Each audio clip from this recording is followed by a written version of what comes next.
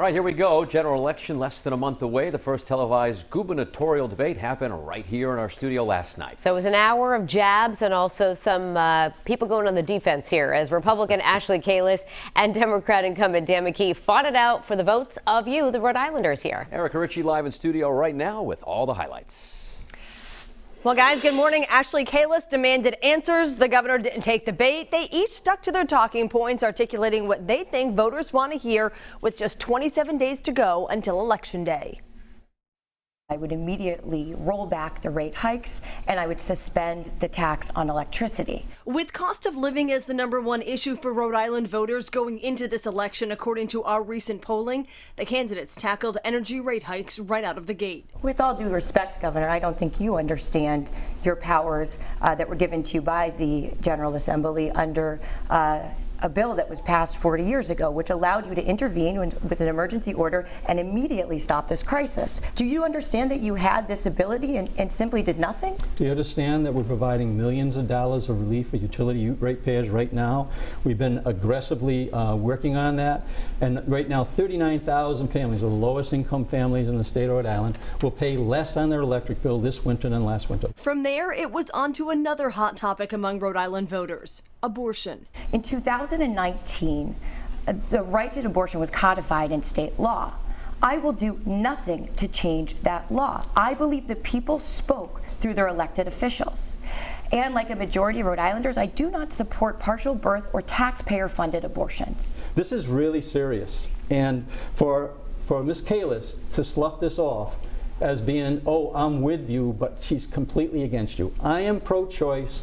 She has no choice. In the remaining 40 minutes, the governor defended pay raises to his cabinet. Ashley Kalus defended her recent residency in Rhode Island, but they both ended on a nice note. I'm going to give you the opportunity to say something nice about your opponent, Mr. McKee. What do you have to say? We always say nice things about our family. Families are important. So Ashley's family is important, and that would be my nice thing to say. All right, and Ms. Kalus, something nice about your opponent? I think it's really cool that your daughter's on The Voice. We should all be cheering for her and very proud of her as well. All right, so after the debate last night, our political analyst Joe Fleming weighed in, and he indicated that he thought Ashley Kalus had the edge coming out of the debate. We'll hear more analysis from him when he joins us live in studio next half hour. In the meantime, if you missed the debate last night, you can watch it in its entirety right now up on our website, WPRI.com. Live in studio, Erica Ritchie, 12 News. Less than a month now until Election Day.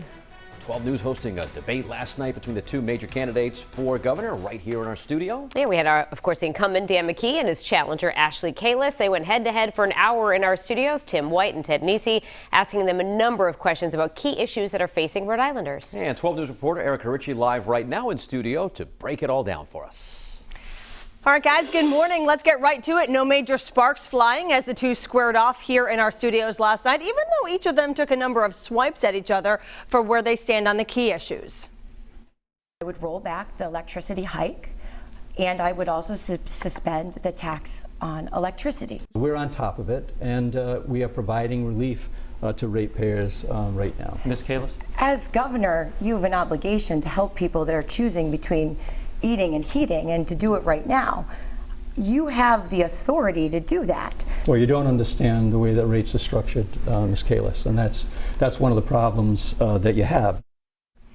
Republican Ashley Kalus hitting the Democratic governor hard on energy rates, but she also went after him for the controversial IRLO contract, for not releasing RICAS scores until after the election, and for his decision to propose taxpayer-funded abortions in his budget. But McKee stuck to defending the decisions he's made in office over the last year and a half, and then he went on the attack, attacking Kalus for only recently becoming a Rhode Island resident. She came in here for a contract that put hundreds of thousands of dollars in her pocket. The contract was not renewed. And then all of a sudden she registers to vote and she declares that she's going to run for governor. Sounds like retaliation to me. I was not born and raised here. You don't always get to be that lucky. But this is where I've chosen to live. This is where my family is. This is where my business is.